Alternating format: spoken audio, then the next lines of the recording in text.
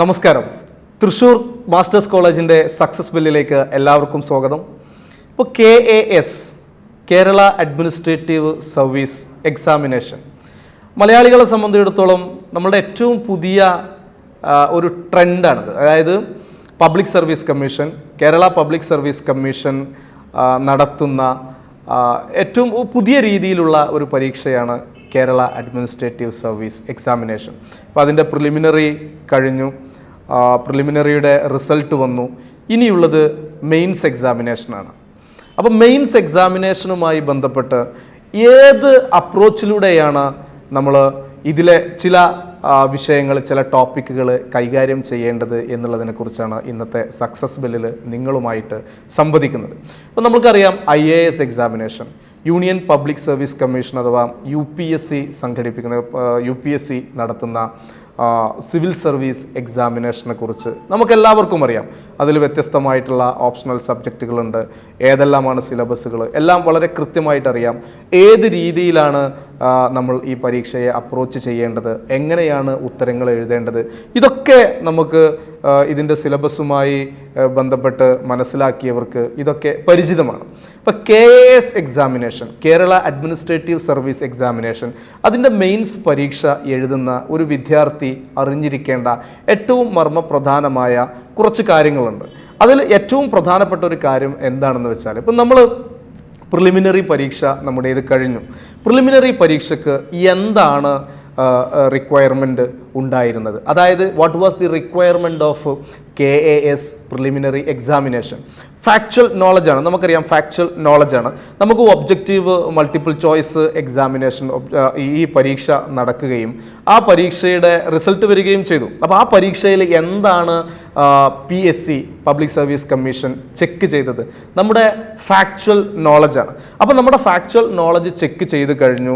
നമ്മൾക്ക് ആ factual knowledge check ചെയ്ത പരീക്ഷ പാസ്സാവുകയും ചെയ്തു. മീൻസ് നമ്മൾ തിരഞ്ഞെടുക്കപ്പെട്ടവരായി. നമ്മൾ പ്രിലിമിനറി പരീക്ഷ പാസ്സായതോടു കൂടിയിട്ട് നമ്മുടെ ഫാക്ച്വൽ നോളജ് നമ്മൾ എന്ത് ചെയ്തു?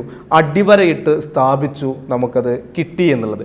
ഇനിയുള്ളത് നമ്മുടെ കോൺസെപ്റ്റ് നോളജാണ് ചെക്ക് ചെയ്യാൻ പോകുന്നത്. അതായത് മനസ്സിലാക്കേണ്ട ഏറ്റവും പ്രധാനപ്പെട്ട കാര്യം, KAS എക്സാമിനേഷൻ്റെ മെയിൻസ് പരീക്ഷ എന്ന് പറയുന്നത് നമുക്ക് കൃത്യമായ സിലബസ് ഉണ്ട്. ഈ സിലബസിൽ വളരെ കൃത്യമായിട്ട് ടോപ്പിക്കുകൾ ഏതൊക്കെയെന്ന് പറയുന്നുണ്ട്.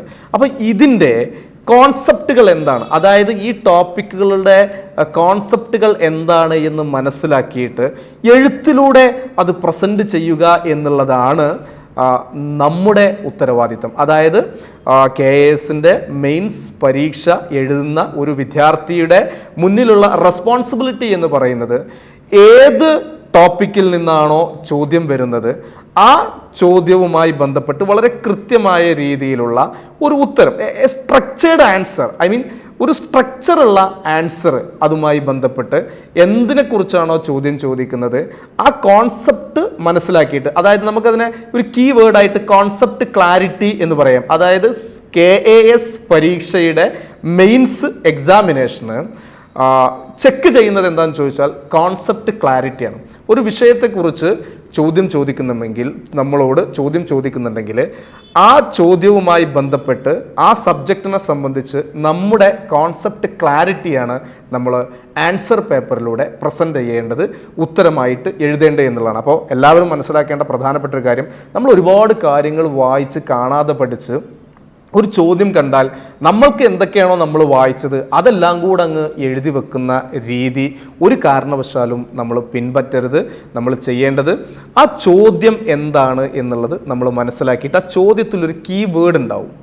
ചോദ്യത്തിൽ ഒരു കീവേഡ് ഉണ്ടാവും. സപ്പോസ് എന്താണ് ചോദ്യം എന്നുള്ളത് നമ്മൾ വായിച്ചു നോക്കുമ്പോൾ the importance of woman education എന്നതാണ് ചോദ്യമെങ്കിൽ, ഇമ്പോർട്ടൻസ് ഓഫ് വിമൻ എഡ്യൂക്കേഷൻ അല്ലെങ്കിൽ ഫീമെയിൽ എഡ്യൂക്കേഷൻ എന്നതാണ് ചോദ്യമെങ്കിൽ, അവിടുത്തെ കീവേഡ് എന്താണ്? Importance of female education. അപ്പോൾ നമ്മൾ ഫീമെയിൽ എഡ്യൂക്കേഷനെ കുറിച്ച് മാത്രം എഴുതിയാൽ മതിയോ? അല്ല, അതിൻ്റെ ഇമ്പോർട്ടൻസ് ആണ് നമ്മൾ എഴുതേണ്ടത്. അല്ലെങ്കിൽ കോസസ് ഓഫ്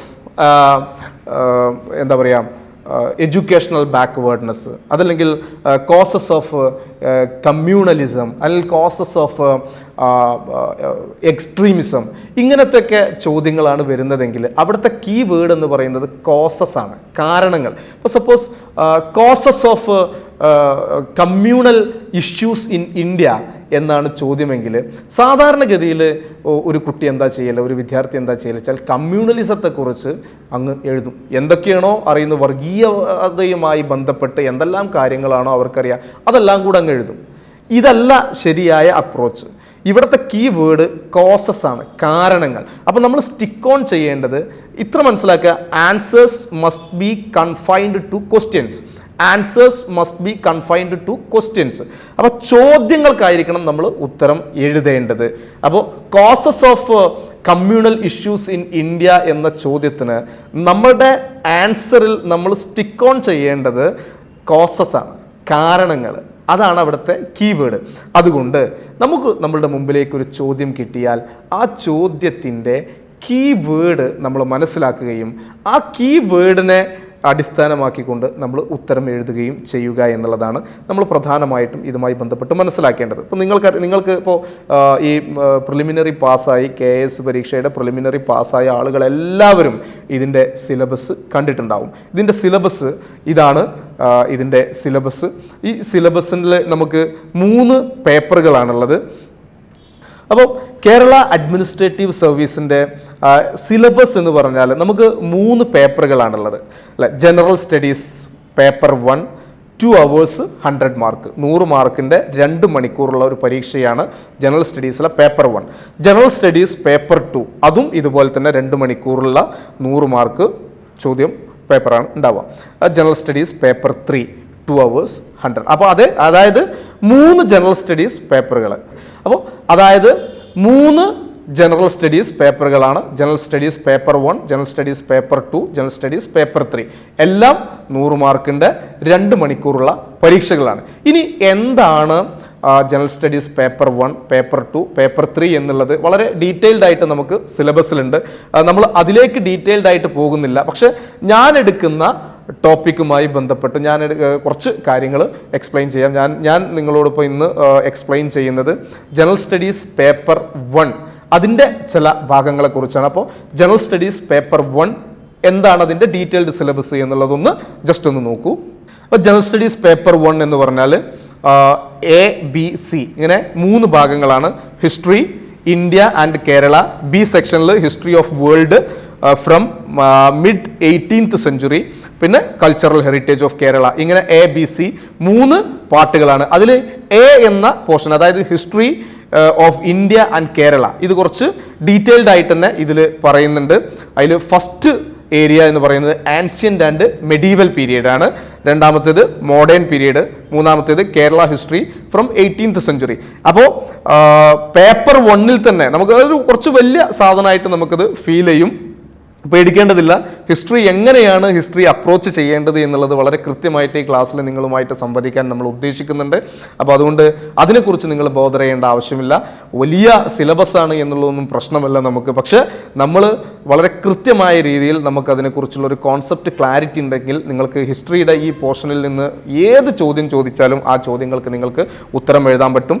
അപ്പോൾ ഹിസ്റ്ററി ഇന്ത്യ ആൻഡ് കേരള, അപ്പോൾ അതിൽ ആൻഷ്യൻ്റ് ആൻഡ് മെഡീവൽ പീരീഡ് ഉണ്ട്, മോഡേൺ പീരീഡ് ഉണ്ട്, Kerala history from 18th century. അതിൽ ആൻഷ്യൻ്റ് ആൻഡ് മെഡീവൽ പീരീഡിൽ എന്താണ് ചോദിക്കുന്നത് എന്നുള്ളതാണ് ബാക്കി പിന്നീട് പറയുന്നത്. Salient features and major landmarks of ancient and medieval India, art, culture, literature and architecture, major dynasties and their administrative systems, local religious and economic conditions, prominent movements. അപ്പോൾ okay, നമ്മൾ സിലബസിനെ കുറിച്ച് ഏകദേശം ഒരു ധാരണ നമുക്ക് കിട്ടിയിട്ടുണ്ട്. അപ്പോൾ ഇന്ന് നമ്മൾ നിങ്ങളുമായിട്ട് സംവദിക്കുന്ന അല്ലെങ്കിൽ പങ്കുവെക്കുന്ന ചില വിവരങ്ങൾ എന്ന് പറയുന്നത് ആൻഷ്യൻ്റ് ആൻഡ് മെഡീവൽ ഇന്ത്യ എന്ന് പറയുന്ന ആ സെക്ഷൻ ഉണ്ടല്ലോ, ആ സെക്ഷനിലെ ആൻഷ്യൻ്റ് ഇന്ത്യയിലെ ചില ഭാഗങ്ങൾ, ആ ഭാഗങ്ങളെക്കുറിച്ചുള്ള ഫാക്ച്വൽ ആയിട്ടുള്ള ഇൻഫോർമേഷൻ അല്ല, ഒരു കോൺസെപ്റ്റ് ക്ലാരിറ്റി ഉണ്ടാക്കുന്ന, എന്താണ് ഈ സംഗതി എന്ന് മനസ്സിലാക്കുന്ന രീതിയിലുള്ള ചില ഇൻഫോർമേഷൻ പാസ് ചെയ്യുന്നതോടൊപ്പം തന്നെ എങ്ങനെയാണ് ഈ സബ്ജക്റ്റിനെ നമ്മൾ അപ്രോച്ച് ചെയ്യേണ്ടത്, ഒരു ചോദ്യം നമുക്ക് കിട്ടിയിട്ടുണ്ടെങ്കിൽ എങ്ങനെയാണ് അത് ഡീൽ ചെയ്യേണ്ടത് എന്നുള്ളതൊക്കെയാണ് നമ്മൾ ഈ ക്ലാസ്സിലൂടെ നമ്മൾ എന്ത് ചെയ്യുന്നത്, നിങ്ങളുമായിട്ട് സംവദിക്കാൻ ഉദ്ദേശിക്കുന്നത്. ആദ്യമേ ഞാനൊരു കാര്യം പറയട്ടെ. അപ്പോൾ ഈ ഹിസ്റ്ററി പഠിക്കുക എന്ന് പറഞ്ഞാൽ ചില ആളുകളെ സംബന്ധിച്ചിടത്തോളം വളരെ പ്രയാസകരമായ ഒരു കാര്യമാണ് ഹിസ്റ്ററി പഠിക്കുക എന്ന് പറഞ്ഞാൽ. അത് കാരണം മിക്കവാറും ഏറ്റവും ബ്രൈറ്റായിട്ടുള്ള കുട്ടികൾ വരെ ഹിസ്റ്ററിയെക്കുറിച്ച് പറയുന്നത് ഉറക്കം വരുന്ന സബ്ജക്റ്റാണ്, ദഹിക്കൂല, ഒരുപാട് വർഷങ്ങൾ പഠിക്കാനുണ്ട്, കൊല്ലങ്ങൾ പഠിക്കാനുണ്ട്, ഇതൊക്കെ ഓർത്തു വെക്കാൻ പ്രയാസമാണ്, ഇങ്ങനത്തെ കാര്യങ്ങളൊക്കെയാണ് ഇതിനെക്കുറിച്ച് പറയാറുള്ളത്. KASൻ്റെ മെയിൻസ് എക്സാം എഴുതാൻ പോകുന്ന ആളുകൾ ശ്രദ്ധിക്കുക, നിങ്ങളെ സംബന്ധിച്ചിടത്തോളം ഈ പറയുന്നതൊക്കെ ഫാക്ച്വൽ ഡീറ്റെയിൽസ് ആണ്. കൊല്ലങ്ങൾ ഓർത്തു വെക്കുക, വർഷങ്ങൾ കാണാതെ പഠിക്കുക, ഇതൊക്കെ ഫാക്ച്വൽ ഡീറ്റെയിൽസ് ആണ്. നിങ്ങൾ ഇതിലേക്കൊന്നും പോകേണ്ട ആവശ്യമില്ല. ഞാൻ പറയുന്നത് കോൺസെപ്റ്റ് ക്ലാരിറ്റി എന്ന് പറഞ്ഞാൽ എന്താണ് ആ സാധനം എന്നുള്ളതിനെക്കുറിച്ച് നിങ്ങൾക്കൊരു broad understanding, not the point, broad understanding ഉണ്ടായാൽ മതി എന്നുള്ളതാണ്. അപ്പോൾ നിങ്ങൾ എന്ത് ചെയ്യേണ്ട, നിങ്ങൾ ഈ പറയുന്നതൊന്നും കാര്യമാക്കേണ്ടതില്ല. രണ്ടാമത്തൊരു കാര്യം എന്താണെന്ന് വെച്ചാൽ ഹിസ്റ്ററി ഏറ്റവും ബോറായിട്ട് ചിലർക്ക് ഫീൽ ചെയ്യാനുള്ള പ്രധാനപ്പെട്ട ഒരു കാരണം the try to by heart things. അതായത് കാര്യങ്ങൾ കാണാതെ പഠിക്കാനുള്ള പരിശ്രമം നടത്തുന്നത് കൊണ്ടാണ്. ഹിസ്റ്ററി നിങ്ങൾ കുറേ കാണാതെ പഠിച്ചിട്ട് ഈ സാധനങ്ങളെല്ലാം നിങ്ങൾക്ക് ആൻസർ പേപ്പറിലേക്ക് ഡെലിവർ ചെയ്ത് അങ്ങനെ പ്രൊഡ്യൂസ് ചെയ്യൽ വളരെ പ്രയാസകരമായ ഒരു കാര്യമായിരിക്കും. അതുകൊണ്ട് അങ്ങനെ ഒരു അറ്റംപ്റ്റിന് നിങ്ങൾ എന്ത് ചെയ്യാതിരിക്കുക, അങ്ങനെ ഒരു അറ്റംപ്റ്റിന് നിങ്ങൾ ശ്രമിക്കാതിരിക്കുക എന്നുള്ളതാണ് KASൻ്റെ മെയിൻസ് എക്സാം എഴുതാൻ പോകുന്ന ആളുകളോട് പറയാനുള്ള പ്രധാനപ്പെട്ട കാര്യത്തിൽ ഒന്നതാണ്. രണ്ടാമത്തെ കാര്യം എന്താണെന്ന് വെച്ചാൽ, ഇപ്പോൾ നമ്മൾ ഹിസ്റ്ററി പഠിക്കുന്ന രീതി വലിയൊരു പ്രശ്നമാണ്. എങ്ങനെയാണ് നമ്മൾ ഹിസ്റ്ററി പഠിക്കേണ്ടത് എന്നുള്ളത് നമ്മളൊന്ന് ജസ്റ്റ് ഒന്ന് മനസ്സിലാക്കേണ്ടതുണ്ട്. ഇപ്പോൾ ഇപ്പോൾ ആൻഷ്യൻ്റ് ഇന്ത്യയെക്കുറിച്ച് പഠിക്കണം. ആൻഷ്യൻ്റ് ഇന്ത്യയിൽ നമ്മളൊരു പക്ഷേ ആദ്യം പഠിക്കുന്നത് ഇൻഡസ് വാലി സിവിലൈസേഷൻ ആയിരിക്കും, അല്ലെങ്കിൽ ഹരപ്പൻ സിവിലൈസേഷൻ ആയിരിക്കും. ഇതിന് ശേഷം നമ്മൾ വേദിക് പീരീഡ് പഠിക്കും. അപ്പോൾ പ്രശ്നം എന്താണെന്ന് വെച്ചാൽ, നമ്മൾ ആദ്യം ഹരപ്പൻ സിവിലൈസേഷൻ അങ്ങ് പഠിക്കും, അതിനുശേഷം വേദിക് സിവിലൈസേഷനാണ് പഠിക്കും. ഇത് പിന്നെ യാതൊരു കണക്ഷനും ഉണ്ടാവില്ല, നമ്മളുടെ മനസ്സിൽ ഇതുമായി ബന്ധപ്പെട്ട് യാതൊരു കണക്ഷനും ഉണ്ടാവില്ല. ആദ്യമേ മനസ്സിലാക്കുക, ഹിസ്റ്ററി എന്ന് പറയുന്നത് ഒരു വാട്ടർ ടൈറ്റ് കമ്പാർട്ട്മെൻ്റ് അല്ല.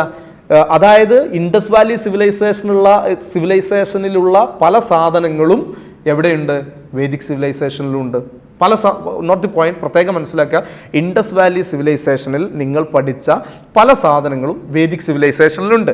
അപ്പോൾ ഞാൻ ചോദിക്കട്ടെ, നിങ്ങൾ ഇൻഡസ് വാലി സിവിലൈസേഷൻ പഠിച്ചു കഴിഞ്ഞു എന്ന് വിചാരിക്കുക. What does it mean? Vedic സിവിലൈസേഷനിലെ അല്ലെങ്കിൽ വേദിക് പീരീഡിലെ ഒരു 40% സാധനങ്ങൾ നിങ്ങൾ പഠിച്ചു എന്നാണ് അതിൻ്റെ അർത്ഥം. അതിൻ്റെ തൊട്ടടുത്ത കാലഘട്ടം, ഇപ്പോൾ ബുദ്ധ പീരീഡ് എടുക്കുകയാണെന്ന് വെച്ചെങ്കിൽ ഈ ബുദ്ധ പീരീഡിലും ഇതിൻ്റെ കണ്ടിന്യൂറ്റി ഉണ്ട്. അതുകൊണ്ട് ഏതെങ്കിലും ഒരു കാര്യം പഠിച്ചാൽ തന്നെ നമ്മൾ മറ്റ് കാര്യങ്ങൾ പഠിക്കുന്നുണ്ട് എന്നാണ് അതുകൊണ്ട് മനസ്സിലാക്കേണ്ടത്. അതായത് ഇപ്പോൾ മോഡേൺ ഇന്ത്യയെക്കുറിച്ച് പഠിക്കുകയാണ്, ചിലപ്പോൾ നമ്മളോട് ചോദിക്കും, നമ്മൾ മഹാത്മാഗാന്ധിയെക്കുറിച്ച് വളരെ വിശദമായിട്ട് നമ്മൾ പഠിച്ചു കഴിഞ്ഞു. പക്ഷേ ചോദ്യം വരുന്നത് ജവഹർലാൽ നെഹ്റുവിനെ കുറിച്ചാണ്. ചില ആളുകൾ ചിന്തിക്കല്, ദൈവമേ ഞാൻ ജവഹർലാൽ നെഹ്റുവിനെ കുറിച്ച് ഒന്നും നോക്കിയിട്ടില്ല, അല്ലെങ്കിൽ ആ ഏരിയ ഞാൻ വായിച്ചിട്ടില്ല, മഹാത്മാഗാന്ധിയെക്കുറിച്ചാണ് വായിച്ചത്, ആ ഭാഗത്ത് നിന്ന് ക്വസ്റ്റ്യൻ ഒന്നും വന്നില്ല എന്ന് പറയുന്നവരുണ്ടാകാം. പക്ഷെ നമ്മുടെ അപ്രോച്ച് എന്തായിരിക്കണം? ഞാൻ അപ്രോച്ചിനെ കുറിച്ചാണ് പറയുന്നത്. നമ്മൾ ഈ ചോദ്യങ്ങളെ ഡീൽ ചെയ്യുന്ന രീതിയെക്കുറിച്ച്, ഈ അപ്രോച്ചിനെ കുറിച്ചാണ് പറയുന്നത്. അതായത് മഹാത്മാഗാന്ധിയെക്കുറിച്ച് നമ്മൾ പഠിച്ചു കഴിഞ്ഞാൽ നമ്മൾ മനസ്സിലാക്കേണ്ട ഒരു കാര്യം, there are common features between Mahatma Gandhi and Jawaharlal Nehru. ഏകദേശം ഒരു 40% കാര്യങ്ങൾ, അതായത് നമ്മൾ മഹാത്മാഗാന്ധിയെയും ജവഹർലാൽ നെഹ്റുവിനെയും നമ്മൾ ഹിസ്റ്ററിയിൽ പഠിക്കുന്നത് നാഷണൽ മൂവ്മെൻറ്റുമായി ബന്ധപ്പെട്ടാണ്. ഈ നാഷണൽ മൂവ്മെൻറ്റിൽ മഹാത്മാഗാന്ധിയും ജവഹർലാൽ നെഹ്റുവും ഏറെക്കുറെ അവർക്ക് സിമിലാരിറ്റീസ് ഉണ്ട്. അപ്പം മഹാത്മാഗാന്ധിക്കുള്ള കുറേ ഫീച്ചേഴ്സ് കോമൺ ആയിട്ട് ജവഹർലാൽ നെഹ്റുവിനുണ്ട്. അതുകൊണ്ട് നമുക്കത് എഴുതാം എന്നുള്ളതാണ്. ഞാൻ പറയുന്ന പോയിന്റ് നിങ്ങൾക്ക് മനസ്സിലാവുമെന്ന് വിചാരിക്കുന്നു. അപ്പോൾ ഇൻഡസ് വാലി സിവിലൈസേഷനെ കുറിച്ച് നിങ്ങളെടുത്ത് ഡിസ്കസ് ചെയ്യുമ്പോൾ ഞാൻ ആ ഒരു സാധനം പ്രത്യേകം ഞാൻ തയ്യാറാക്കിയിട്ടുണ്ട്. ഞാനത് വിശദമായിട്ട് ഞാൻ പറഞ്ഞുതരാം. എന്നാലും പറയാം, ഇപ്പോൾ ഇൻഡസ് വാലി സിവിലൈസേഷനുമായി ബന്ധപ്പെട്ട് ചോദ്യങ്ങൾ വരുന്ന സമയത്ത്, സപ്പോസ് കാളിബംഗൻ എന്ന് പറയുന്ന ഇൻഡസ് വാലി സൈറ്റിനെ കുറിച്ചാണ് ചോദ്യം വരുന്നതെങ്കിൽ ആളുകൾ കാളിബംഗനെ കുറിച്ച് ഇപ്പോൾ എന്തെഴുതാമെന്ന് ആലോചിക്കുന്ന ആളുകളുണ്ടാവും. പക്ഷേ ഇൻഡസ് വാലി സിവിലൈസേഷൻ്റെ ഏറ്റവും വലിയ പ്രത്യേകത എന്ന് പറയുന്നത് കോമൺ ഫീച്ചേഴ്സാണ്. കോമൺ ഫീച്ചേഴ്സാണ്. ഹരപ്പയിലായാലും ശരി, മോഹൻജദാരോ, കാളിബംഗൻ, സുക്തജന്തോർ, ഇങ്ങനെ കുറേ സൈറ്റുകളുണ്ടല്ലോ. ഈ സൈറ്റുകളിൽ എല്ലാ സൈറ്റുകളിലും കോമൺ ആയിട്ടുള്ള 4-5 ഫാക്ടേഴ്സ് ഉണ്ട്. ഈ ഫാക്ടേഴ്സ് അങ്ങ് ഒരാൾ ശരിക്കും മനസ്സിലാക്കി കഴിഞ്ഞാൽ കാളിബംഗനെ കുറിച്ച് ചോദിച്ചാൽ ഈ 4 ഫാക്ടേഴ്സ് എഴുതിയാൽ അത് ട്രൂ ആണ്. സപ്പോസ് ക്വസ്റ്റ്യൻ മോഹൻജദാരോയുടെ ഫീച്ചേഴ്സ് എഴുതാനാണ് വന്നതെങ്കിൽ ഇതേ സാധനങ്ങൾ എഴുതാം.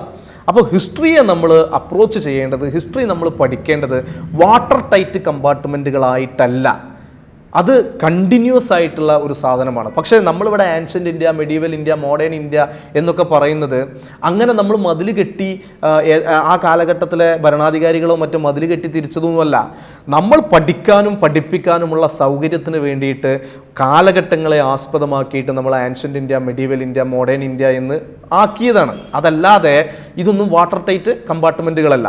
ഒരു എക്സാമ്പിളും കൂടി ഞാൻ പറഞ്ഞുതരാം. അപ്പോൾ ഇക്കണോമിക് സിറ്റുവേഷൻ അല്ലെങ്കിൽ ഇക്കണോമിക് സിസ്റ്റം ഇൻ ഇന്ത്യ, അല്ലെങ്കിൽ ഇന്ത്യൻ ഇക്കോണമി, അല്ലെങ്കിൽ economy of Harappan civilization. Economy of Harappan civilization എന്നതാണ് ചോദ്യമെങ്കിൽ നമ്മൾ എഴുതാൻ പോകുന്ന ഉത്തരം അഗ്രികൾച്ചർ. ഫസ്റ്റ് ഏറ്റവും പ്രൊമിനൻ്റ് ആയിട്ട് അഗ്രികൾച്ചർ, രണ്ടാമത് വരുന്നത് ട്രേഡ് ആൻഡ് കൊമേഴ്സ് എന്നുള്ള. നോക്കൂ, നിങ്ങൾ 2020 ഇക്കോണമി എന്താ?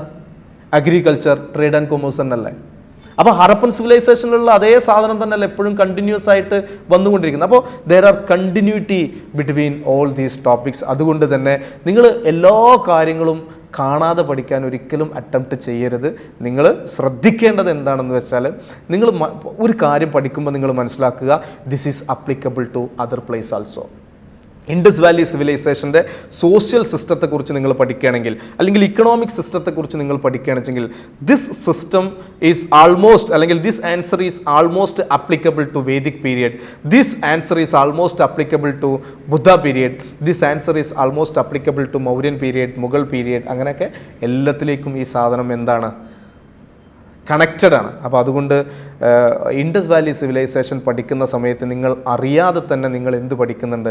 ബാക്കി ടോപ്പിക്കുകൾക്ക് വേണ്ട കണ്ടൻറ്റ് കൂടി പഠിക്കുന്നുണ്ട്. അതുകൊണ്ടാണ് പറയുന്നത്, ഹിസ്റ്ററി മറ്റ് സബ്ജക്റ്റുകളെ അപേക്ഷിച്ച് നോക്കുമ്പോൾ വലിയ വാസ്റ്റ് സിലബസ് ആണ് എന്ന് നമ്മൾ പറയാറുണ്ടെങ്കിലും പഠിക്കാൻ ഏറ്റവും സുഖകരമാണ്. അപ്രോച്ച് നന്നായാൽ മതി. അപ്രോച്ച് എന്ന വേർഡ് ഞാൻ വീണ്ടും വീണ്ടും ആവർത്തിച്ച് പറയുന്നത്, എങ്ങനെയാണ് നമ്മൾ ആൻസർ എഴുതുമ്പോൾ നമ്മുടെ അപ്രോച്ച് എന്താവണം എന്നുള്ളത് നിങ്ങളുടെ മനസ്സിലേക്ക് കയറാൻ വേണ്ടിയിട്ടാണ്. അപ്പോൾ അപ്രോച്ച് എന്താണെന്നുള്ളതിലേക്ക് നമുക്ക് വിശദമായിട്ട് പോകാം. ഇൻഡസ് വാലി സിവിലൈസേഷനും അതിൻ്റെ ഫീച്ചേഴ്സിലേക്കൊക്കെ പോകുന്നിടത്ത് നമുക്ക് പോകാം.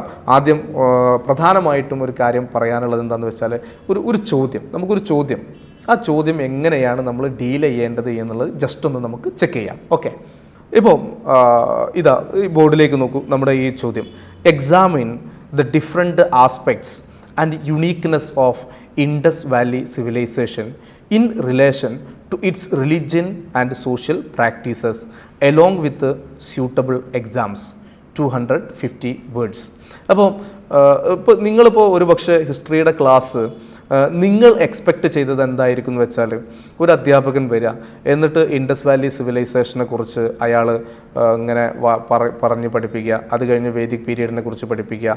ഇങ്ങനെ ആയിരിക്കും നിങ്ങൾ എക്സ്പെക്റ്റ് ചെയ്തത്. പക്ഷേ നിങ്ങളിനി എക്സ്പെക്ട് ദി അൺഎക്സ്പെക്റ്റഡ് എന്നൊക്കെ നമ്മൾ പറയില്ലേ, അതായത് അപ്രതീക്ഷിതമായത് നമ്മൾ പ്രതീക്ഷിക്കുക എന്നൊക്കെയുള്ള പറയില്ലേ, അങ്ങനെ ഒരു ആറ്റിറ്റ്യൂഡിലേക്ക് നിങ്ങൾ മാറണം എന്നാണ് എനിക്ക് നിങ്ങളോട് പറയാനുള്ള റിക്വസ്റ്റ്. അപ്പോൾ എന്തിനാണ് ഞാൻ ഇങ്ങനെ പറയുന്നതെന്ന് വെച്ചാൽ, ഇപ്പം ഈ ചോദ്യത്തെ എങ്ങനെ ഡീൽ ചെയ്യണം എന്ന് പഠിച്ചു കഴിഞ്ഞതിന് ശേഷം നമുക്കതിലേക്ക് പോകാം.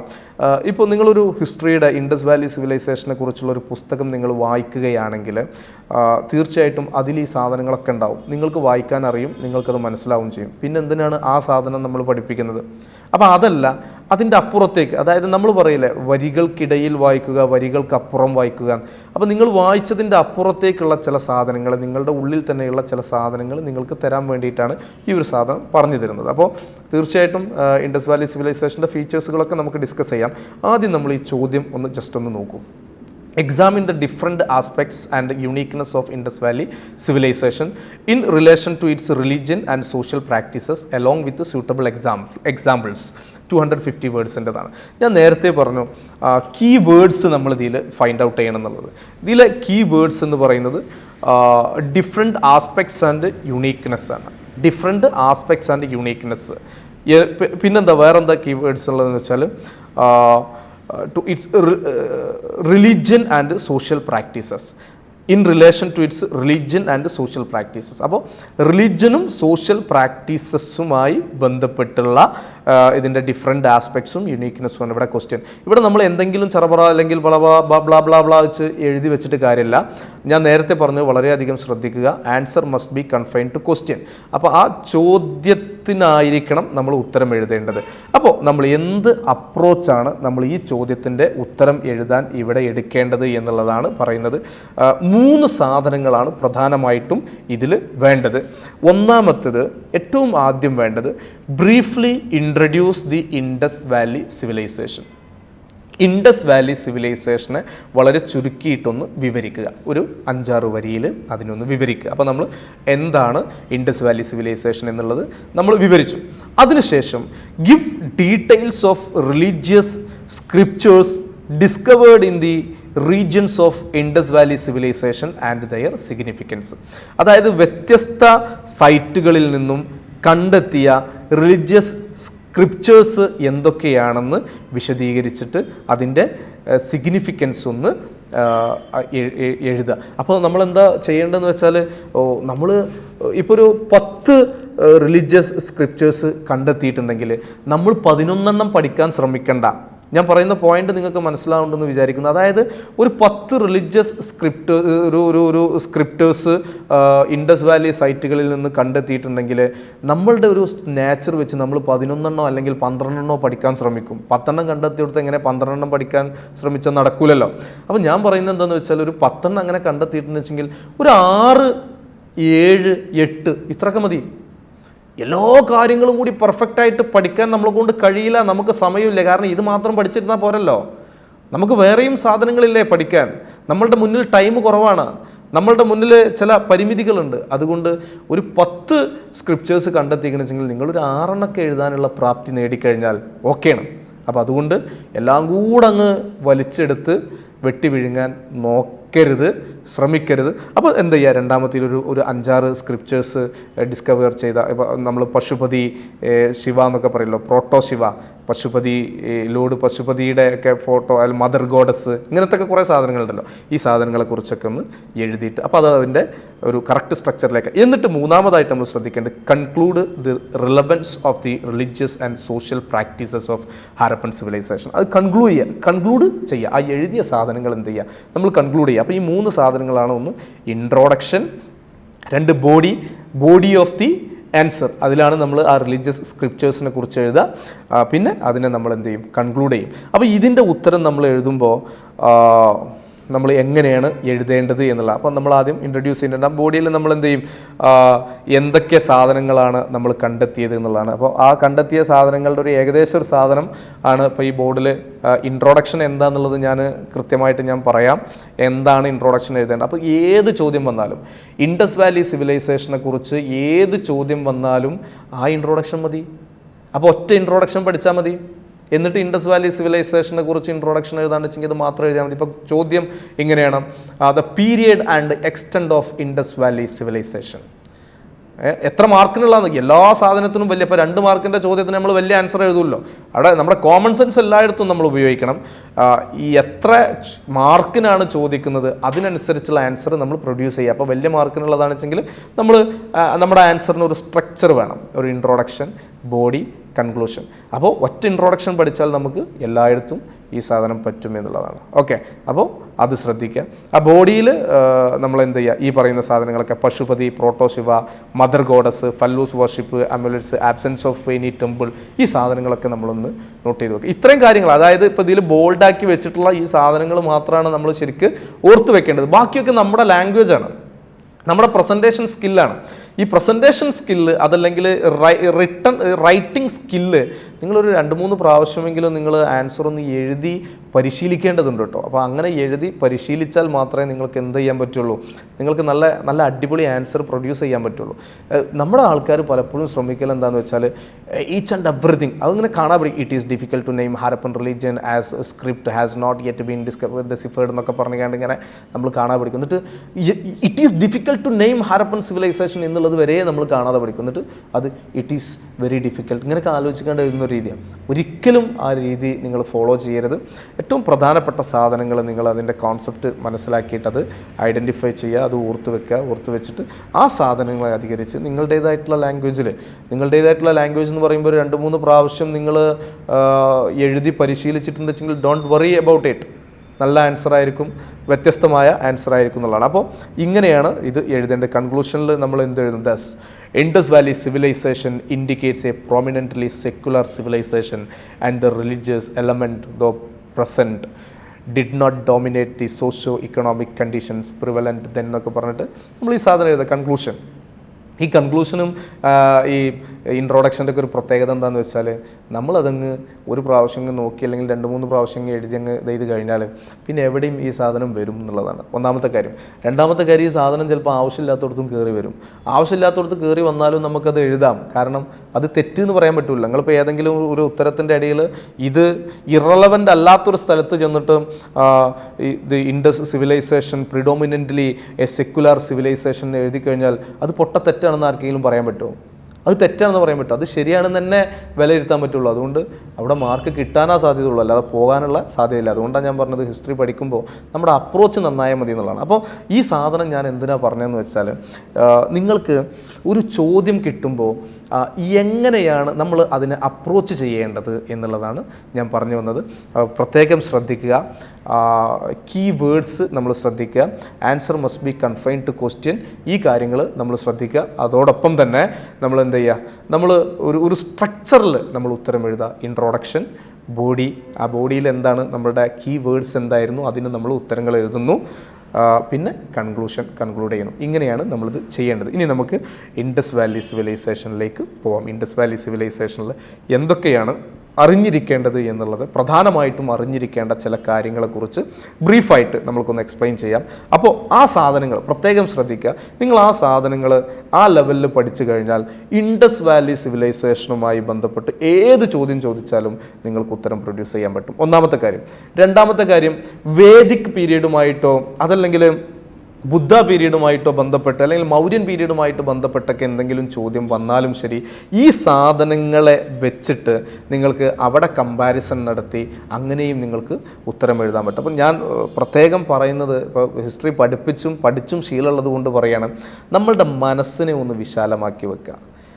അതാണ് ഞാൻ, history is not water tight compartment. ഇപ്പോൾ നമ്മൾ 1857 മുതൽ, അല്ലെങ്കിൽ മോഡേൺ ഇന്ത്യ എന്ന് പറഞ്ഞാൽ 1757 മുതൽ 1947 വരെ ആണ് മോഡേൺ ഇന്ത്യ എന്ന് പഠിപ്പിക്കുമ്പോൾ അല്ലെങ്കിൽ പഠിക്കുമ്പോൾ 1756 അതൊരിക്കലും മോഡേൺ ഇന്ത്യയിൽ വരില്ല എന്ന് നിങ്ങൾ ചിന്തിക്കരുത്. 1756 കണ്ടിന്യൂറ്റി തന്നെയാണ് എന്ത് ചെയ്യുന്നത്, ഈ 1757 എന്ന് പറയുന്നത്. അപ്പം എന്താ, അപ്പോൾ ചിലപ്പോൾ 1756 മോഡേൺ ഇന്ത്യയിൽ വന്നേക്കാം, അതല്ലെങ്കിൽ 1758 മെഡീവൽ ഇന്ത്യയിലേക്ക് പോയേക്കാം.